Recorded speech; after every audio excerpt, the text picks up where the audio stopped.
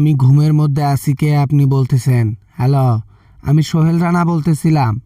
জেলের মধ্যে একটু রেস্ট পাইছি, নাহলে সারাক্ষণ পুলিশ আমার পেছনে খালি ডিমিয়ে দেয়। বেটা, আমি রামিসা বলতেছি। তোর স্বপ্নে আমি ফোন করেছি। তুই বেটা সঠিক শাস্তিটা দুনিয়ার বুকে পাবি না। আল্লাহকে বিচার দিয়েছি, আল্লাহর আদালতে তুই নিস্তার পাবি না কখনো। ও মা গো, ও বাবা গো, আমার ভয় লাগে। আমাকে মাফ করে দাও, আমাকে মাফ করে দাও, আমাকে ক্ষমা করে দাও রামিসা। আমি বুঝতে পারি নাই, আমাকে একেবারে মাফ করে দাও। তোমার পায়ে ধরি, তোমার হাতে ধরি। আমিও তো তোমার সাথে শক্তিতে পারি নাই। কান্না করছি, হাতে ধরছি, পায়ে পড়ছি, আরো আকুতি মিনতি করছি। কিন্তু তুমি তুমি কি করলা আমার লগে? তুমি কি করছো আমার সাথে?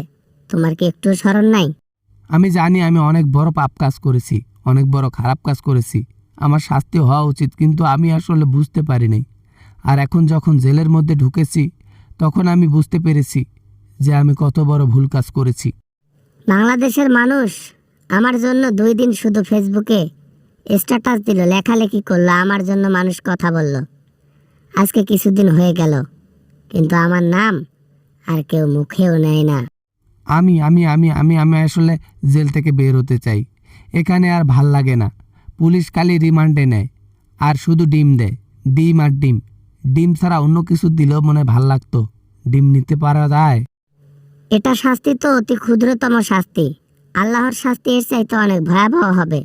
ইনশাআল্লাহ একদিন তোমার বিচার হবে, তবে দুনিয়াতে নয়, আখেরাতে।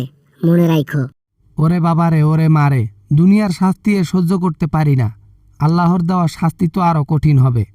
আমি এটা ভাবতেই আমার গা ঝমঝম করে উঠতেছে। কি যে হবে আমার, কেন যে আমি এটা করতে গেলাম। আমি তো অনেক চেষ্টা করেছি বাঁচার জন্য, অনেক চেষ্টা করেছি, পা ধরেছি, হাত ধরেছি, কিন্তু আমি কখনো নিস্তার পাইনি।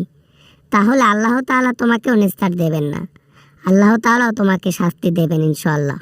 রামিসা, রামিসা, বোন বোন বোন, আপা আপা, ক্ষমা করে দাও আপা। হাতে ধরি, পায়ে পড়ি, তোমার সব কিছু ধরি আপা, আমাকে ক্ষমা করে দাও।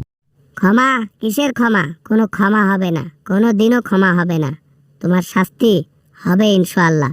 একটু দেরি করে হলেও আল্লাহর শাস্তি তোমাকে পেতেই হবে, কারণ আমি বিচার দিয়ে রেখেছি। ও মা গো, ও বাবা গো, এ দেখি স্বপ্নেও আমার পেছন ধরছে। আমাকে শান্তিতে একটু ঘুমাতেও দেয় না। আমি মনে হয় শেষ হয়ে যাচ্ছি। আমার জীবনটা তুষ হয়ে গেল।